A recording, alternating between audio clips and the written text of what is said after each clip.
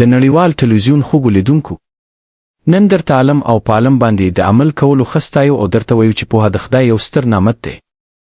نو لویه خدایه پوهه مې کړې چې تر تا درشم او ژوند مې سم شي.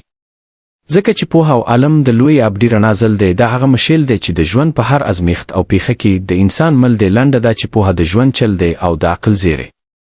بې علمه او بې عمله نه ایمان شته او نه عقل. پوهه د زړونو یو روښانه کوونکی څراغ دی. علم د انسانیت عزت دی. پیسې د انسان سره هر ځای ته نشي تللی، خو پوهه او په پوهه عمل ورسره تر ګوره ورځي او یوازې نه پرېږدي. هغه څوک چې د علم رڼا خپلوي نو نیغه لاره او صراط مستقیم مومي، مهنت کوي، همت کوي، منافق نه دی، ریا نه کوي، حلاله خوري او په نورو باندې حلاله ویشي. د علم څښتن د رب د رضا پر لور مزل کوي. د لوی خدای رضا ژوند ته ډاډ او اطمینان بخي. ځکه خو وایي چې د پوهې تر ټولو لوړ پاټ کې د خدای د رضا نه پیلېږي او د خدای په رضا ختمیږي. بې علمه ژوند ته که توره شپه ده چې نه د رڼا ډیوه لري، نه لاره درښایي او نه دی تر منزله بیایي، خو پښې دې هم ستړی کوي، سر دې هم او فکر دې هم. علم د جهل زولنې ماتوي، د غرور او بل ته د ټیټو کتلو او تعصب او د نورو سره د رخي ساتلو او کینې کولو جذبې وژني. همدې ټکي ته د پښتو ژبې یو شاعر داسې نغوته او اشاره کړې ده چې رخه لري په سر کې، رخه نه لري ځیګر کې. چا غرمه چرته لیدلې په یخنۍ د مازیګر کې. یاد ساتئ چې پخلیکلې رخه په پښتو ژبه کې عقل ته وایي او پخلیکلې رخه په پښتو کې کینې ته ویل کیږي، او دا دواړه داسې په یوه سر کې نه ځایږي لکه د مازیګر یخني چې د غرمې او ګرمۍ له تاوه خلاصوي.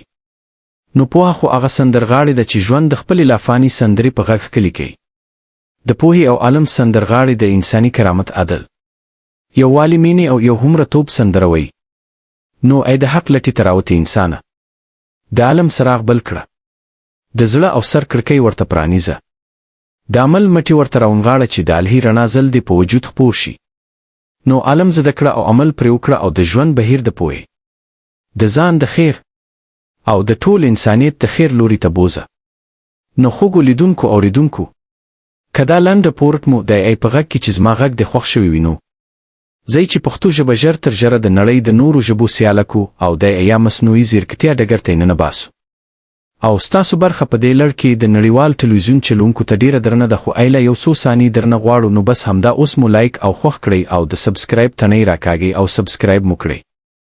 منن او کور ودان.